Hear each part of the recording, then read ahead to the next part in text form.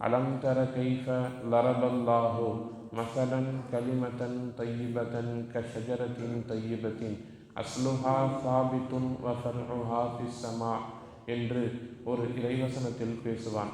இதனுடைய அர்த்தம் என்னன்னு சொன்னால், அல்லாஹ் ஜல்ல ஷானுஹு தஆலா நல்ல வார்த்தைகளுக்கு ஒரு உதாரணம் சொல்லுகிறான் இந்த வசனத்தில். அந்த உதாரணம் என்னன்னா, கஷஜரத்தின் தையிபத்தின், அது ஒரு நல்ல மரத்திற்கு உதாரணம். அஸ்லுஹா சாபித்தும் வ ஃபர்உஹா ஃபிஸ்ஸமா, அந்த நல்ல மரம் என்பது அது பூமியிலே வேரூன்றி நல்லா இறுகி பிடித்திருக்கும்.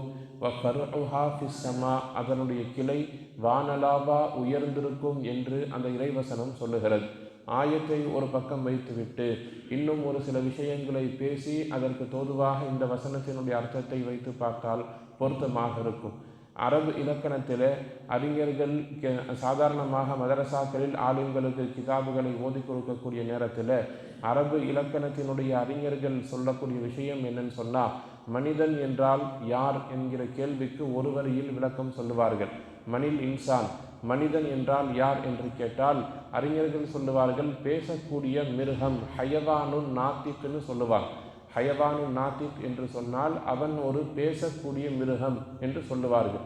அப்படியானால் மற்ற உயிரினங்களை காட்டிலும் மனிதர்களை வேறுபடுத்தி காட்டுவது என்பது அவனுடைய பேச்சு என்பதாக அறிஞர்கள் கிதாபுகளில் இலக்கணம் சார்ந்து பேசும் பொழுது சொல்லுவார்கள். ஒரு உயிரினம் இன்னொரு உயிரினத்தோடு, மனிதன் மனிதனோடு, மற்ற விலங்குகள் தங்களுடைய இனத்தோடு தகவல் தொடர்பு என்பது இருக்கிறது யதார்த்தம். ஒரு பூனை இன்னொரு பூனையோடு பேசிக்கொள்ளும். ஒரு ஆடு இன்னொரு ஆடோடு அவை தன்னுடைய கருத்துக்களை மற்ற உயிரினங்களிடத்தில் பகிர்ந்து கொள்ளும். ஆனால் மனிதனை போல தான் நினைத்திருக்கக்கூடிய விஷயங்களை, தான் மனதில் நினைத்திருக்கக்கூடியவைகளை நல்ல வார்த்தைகளாக வெளிப்படுத்துதல் என்பது அது மனிதனுக்கு மட்டுமே அல்லாஹ் கொடுத்திருக்கக்கூடிய ஒரு உயர்ந்த ஒரு பாக்கியம் என்று சொல்லலாம். ஏதாவது ஒரு இடத்தில் எச்சரிக்கை செய்ய வேண்டும்னா ஒரு நாய் சப்தமிட்டால் அது எச்சரிக்கையா அல்லது அது ஆபத்தில் இருக்கிறதா என்பதை இன்னொரு நாய் புரிந்து கொள்ளுமே தவிர, தான் மனதில் நினைத்திருக்கக்கூடிய விஷயங்களை பரிமாறக்கூடிய அம்சத்தை அல்லாஹ் நாய்களுக்கோ மற்ற உயிரினங்களுக்கோ கொடுக்கவில்லை. ஒரு மனிதன் தன்னுடைய மனதில் நினைக்கக்கூடியவைகளை அன்பாகவும் சொல்லலாம், அதே நேரத்தில் ஒரு முறையில்லாமல் அசிங்கமாகவும் தன்னுடைய கருத்துக்களை வெளிப்படுத்த முடியும். தன்னுடைய வார்த்தைகளின் மூலமாக ஒரு மனிதன் பிறரை சந்தோஷப்படுத்தவும் முடியும், காயப்படுத்தவும் முடியும். இதுதான் மனிதர்களுக்கு வார்த்தைகள் தரக்கூடிய ஒரு வலுவான ஒரு அம்சம் என்பதை சிந்திக்க. நாம் சொல்லக்கூடிய வார்த்தை என்பது இந்த உலகத்தில் அந்த அளவிற்கு முக்கியத்துவம் வாய்ந்தது. காரணம், ஒரே ஒரு வார்த்தை தான் ஒட்டுமொத்த துனியாவினுடைய வாழ்க்கையையும் தீர்மானிக்கிறது. எப்படி நாம் சொல்லக்கூடிய ஒரு வார்த்தை, அந்த வார்த்தை தான் நம்முடைய துன்யாவின் ஒட்டுமொத்த வாழ்க்கையையும் தீர்மானிக்கிறது. நபி ஸல்லல்லாஹு அலைஹி வஸல்லம் சொல்கிறாங்க, யாருடைய கடைசி வார்த்தை லா இலாஹ இல்லல்லாஹ் முஹம்மதுர் ரசூலுல்லாஹ் என்கிற வார்த்தையோடு இருக்கிறதோ அவர் சொர்க்கம் போவார். துன்யாவில் நீங்கள் 80 வருஷம் இல்லை, 60 வருஷம் இல்லை, 600 வருடங்கள் வாழ்ந்தாலும் கூட மரணிக்கின்ற பொழுது கலிமா இல்லாமல் மரணித்தீர்கள்னு சொன்னால் அந்த ஒட்டுமொத்த வாழ்க்கைக்கும் அர்த்தம் இல்லாமல் போயிடும். அப்போ துன்யாவில் வாழக்கூடிய காலகட்டங்களில் நம்முடைய செயல்பாடுகளை தீர்மானிக்குதல் என்பது கடைசியாக நம்முடைய வாயிலிருந்து வரக்கூடிய வார்த்தை. இப்பொழுது நாம் யோசிக்கிறோம், அல்லாஹ் அந்த வசனத்தில் என்ன சொல்கிறான், நீங்கள் பேசக்கூடிய நல்ல வார்த்தைகளுக்கு என்ன உதாரணம்னு சொன்னால் நல்ல மரத்திற்கு அது ஒரு உதாரணம். அந்த நல்ல மரம் என்பது அஸ்லுஹா சாபித்துன், அதனுடைய கிளை பூமியில் இறுக பிடித்திருக்கும் ஆலமரத்தை போல. ஃபர்உஹா ஃபிஸ்ஸமா, வானலாவா கிளைகள் உயர்ந்திருக்கும். அந்த கிளைகளுக்கு கீழே மக்கள் ஓய்வெடுத்துக் கொள்ளலாம், அந்த கிளைகளை பயன்படுத்தி கொள்ளலாம். மரத்தால் ஏற்படக்கூடிய பிரயோஜனம் என்பது அபரிவிதமானது. அல்லாஹ் ஒரு நல்ல வார்த்தையை நல்ல மரத்திற்கு ஒப்பிடுகிறான். இன்னொரு வசனத்தை நாம் யோசித்து பார்க்கிறோம், மசலு கலிமத்தின் ஹபீசத்தின், கெட்ட வார்த்தைக்கு என்ன உதாரணம் தெரியுமா? ஒரு மனிதனுடைய வாயிலிருந்து வரக்கூடிய கெட்ட வார்த்தைகளுக்கு என்ன உதாரணம் சொன்னால், க ஷஜரத்தின் ஹபீசத்தின், கெட்ட மரத்திற்கு ஒப்பானது என்று அல்லாஹ் சொல்கிறான். கெட்ட வார்த்தை கெட்ட மரத்திற்கு ஒப்பானது. அந்த கெட்ட மரம் எப்படி இருக்கும் தெரியுமா?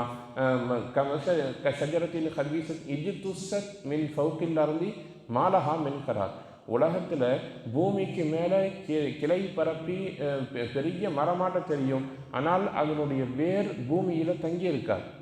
ஒரு உதாரணத்துக்கு சொல்லணும்னா, மரம் பார்க்குறதுக்கு நல்லா பெருசாக இருக்கும், யாராவது நிழல் தேடலாம் என்று போய் ஒரு பட்டு போன மரம்னு சொல்லலாமே.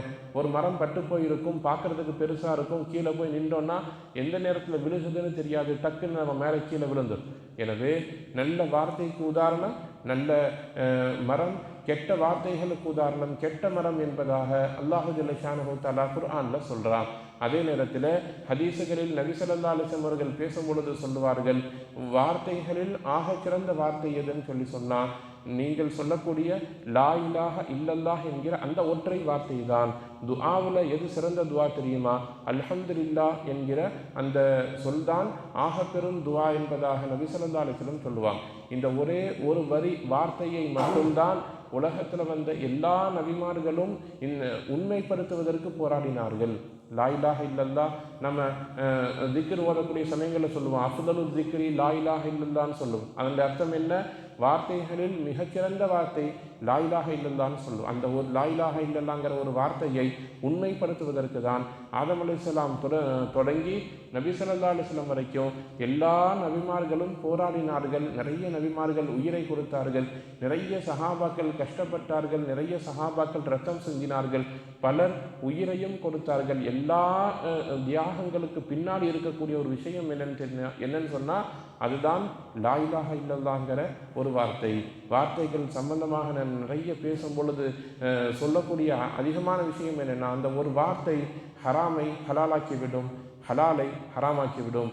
அந்நிய பெண் நமக்கு அவங்களுக்கு எந்த சம்பந்தமும் இல்லை, கபில்து நிக்காஹான்னு சொல்லி திருமணத்தினுடைய வார்த்தைகளை சொல்லி மகரை கொடுத்து ஒரு ஆண்மகன் அந்த பெண்ணுடைய ஹராமை ஹலாலாக்கி கொள்ளுகிறான். அதே போல கட்டிய மனைவி தலாக் என்கிற ஒரு வார்த்தை திருமண பந்தத்தை முறித்து விடுகிறது. எனவே ஒரு வார்த்தை என்பது உறவை ஏற்படுத்தவும் செய்யும், உறவை முறிக்கவும் செய்யும்.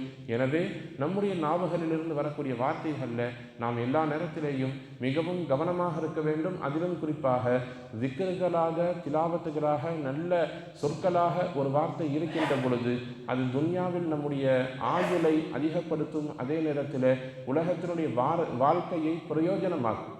நம்ம 60 வருஷம் 70 வருஷம் 50 வருஷம் 100 வருஷம் வாழ்ந்து என்ன பிரயோஜனம்? வெளியே செல்லும் பொழுது, துன்யாவிலிருந்து போகும் பொழுது நமக்கு கலிமாவினுடைய நசீபு கிடைக்கும். அது நசீபு கிடைத்தால்தான் உலகத்தின் வாழ்க்கை அர்த்தமுள்ள வாழ்க்கையாக இருக்கும். அதை நிர்ணயம் செய்வது லா இலாஹ இல்லல்லாஹ் என்கிற ஒற்றை வார்த்தை.